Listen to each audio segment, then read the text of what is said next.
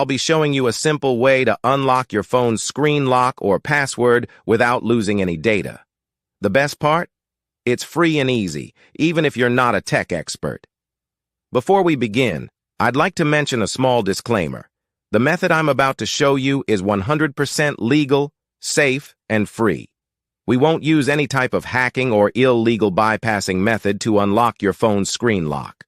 Moreover, the phone will not suffer any harm or damage in any way.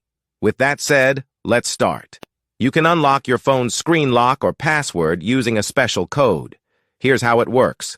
First, tap on Emergency Call, then enter the code.